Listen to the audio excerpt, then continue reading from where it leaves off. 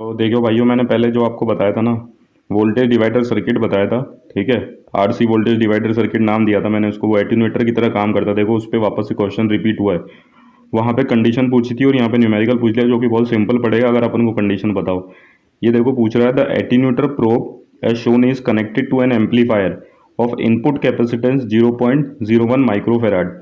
ठीक है ना, ये एक एटीन्यूएटर सर्किट है। ठीक है, इसका जो प्रोब है, ठीक है, वो एक एम्पलीफायर से कनेक्टेड है, एम्पलीफायर के इनपुट में। ठीक है, अपन को पता है इस प्रोब का आउटपुट अपन यहाँ से लेंगे। ठीक है, ये जा रहा है इनपुट एम्पलीफायर में, और इस एम्पलीफायर का कैपेसिटेंस 0.01 माइक्रोफेराड दे रखा, जो यहाँ लगना है। ठीक है, और अपना क्वेश्चन बन जाएगा उससे, value of C that must be connected across 100 kilo ohm resistor to make the overall gain independent of frequency. अपन को बताना है, देखो यहाँ पे कितना कैपेसिटर लगाएं कि अपन इसके ओवरऑल गेन को इंडिपेंडेंट ऑफ फ्रीक्वेंसी करते हैं, जो मैंने पहले भी आपको बता रखा है कि आरसी में फ्रीक्वेंसी इंडिपेंडेंस की क्या कंडीशन होती है आरसी वोल्टेज डिवाइडर में, क्योंकि ये सर्किट एकदम काम करेगा वोल्टेज डिवाइडर सर्किट का।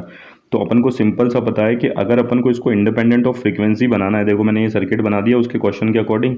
ये बोल रहा था यहाँ पे एम्पलीफायर लग रहा है, तो यहाँ पे 0.1 माइक्रोफेराड का कैपेसिटर लगा दिया। इसने पूछा कि कितना कैपेसिटेंस मैं 100 किलो ओम के अगेंस्ट लगाऊं के साथ लगाऊं पैरेलल में, तो इस पूरे रिस्पॉन्स को मैं इंडिपेंडेंट ऑफ फ्रीक्वेंसी बना दूं, मतलब जो वोल्टेज बटेगा, ठीक है, इन दोनों के अक्रॉस, वो इंडिपेंडेंट ऑफ फ्रीक्वेंसी हो। तो भैया अपन को पता होना चाहिए कि दोनों का टाइम कांस्टेंट अगर इक्वल होगा ना, तो वोल्टेज डिवाइड जो होगा वो इंडिपेंडेंट ऑफ फ्रीक्वेंसी होगा। ठीक है, ये बात मैं पहले आपको प्रूव करके भी दिखा चुका हूँ, और आप इसको एकदम वैसे मानोगे। आरसी वोल्टेज डिवाइडर सर्किट ये क्या होता है, मैंने आपको पहले भी बताया था कि लो फ्रीक्वेंसी होगी, ठीक है, तब तो ये रजिस्टर वोल्टेज डिवाइडर सर्किट की तरह काम करेगा। ठीक है, और कैपेसिटर लगे रहेंगे लेकिन उनका कोई फर्क नहीं आएगा। ये मैंने उसको उस वीडियो में आपको बताया था, क्योंकि फ्रीक्वेंसी बहुत कम होगी या जीरो। लेकिन जैसे ही हाई फ्रीक्वेंसी होती है ना, तो इन रजिस्टेंस में स्ट्रे कैपेसिटेंस आती है ग्राउंड के साथ। ठीक है, तो उस इफेक्ट को नेग्लेक्ट करने के लिए या नलीफाई करने के लिए अपनी कैपेसिटर लगा देते हैं इनके अक्रॉस। ठीक है, तो ये एटीन्यूएटर सर्किट सा बनता है, या मैंने इसको उस टाइम नाम दिया था आरसी वोल्टेज डिवाइडर सर्किट। तो ठीक है, अब अपन को पता है क्वेश्चन के अकॉर्डिंग ये अपनी वो बन गई थ्योरी, वो सॉरी अपना डायग्राम बन गया। ठीक है, अब बहुत ही सिंपल सा है कि आप अपन को पता नीचे टाइम कांस्टेंट ऑफ दिस वाला circuit upon time equals to time constant of this वाला सर्किट। अब अपन को पता है आरसी नेटवर्क का टाइम कांस्टेंट क्या होता है, आर इंटू सी। ठीक है, तो R C equals to R1C1 equals to R2C2।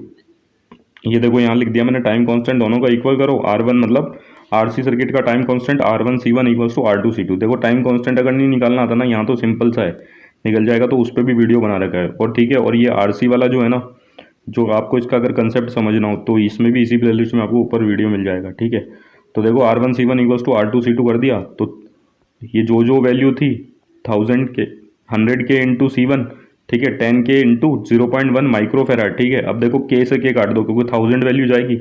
ठीक है ना, किलो ओम को ओम में बदलेंगे तो 1000, तो के से के को ही काट दिया मैंने। ठीक है, और ये जीरो से जीरो कट गया, तो C1 equals to 10 C1 equals to 0.1 microfarad. तो ये 10 इधर जाएगा, तो ये कितना हो जाएगा 0.01 माइक्रोफेराड। और दूसरी बात ये वाली भी देख लो, और ताकि और आगे आसानी रहे, जैसे अपन हर क्वेश्चन में पूरा कंसेप्ट बताता हूँ आपको, तो क्या कहते हैं आगे जैसे अपन बढ़ते जाते हैं अपन को आसान होते जाते हैं। इसलिए मैंने आपको कहा कि मैं क्वेश्चन के साथ पूरा कंसेप्ट बताता हूँ।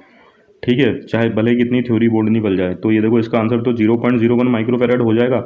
अब देखो एटीन्यूएटर के बारे में जान लो, a device that reduce the power of a signal without appreciably distorting its wave form. तो ये भी क्या करता है, पावर को रिड्यूस करने के काम आता है, सिग्नल की पावर को रिड्यूस करने का काम आता है, लेकिन वेव फॉर्म को विदाउट डिस्टॉर्ट करे हुए। ठीक है, it is effectively opposite to amplifier. Amplifier क्या करता है, पावर को एम्पलीफाई करता है, और एट्यूनेटर क्या करता है, ठीक है, इसका उल्टा होता है। तो ये भी आप थ्योरी में भी ध्यान रखो, क्या पता ऐसे पूछ ले, थ्योरी थ्योरेटिकली कुछ पूछ ले, तो आपको ये वाली चीज़ याद रखनी है। ठीक है, और तो कुछ है नहीं इसमें बताने के लिए, बस यही था। आप देखिए अगला क्वेश्चन करेंगे नेक्स्ट वीडियो में। Thank you.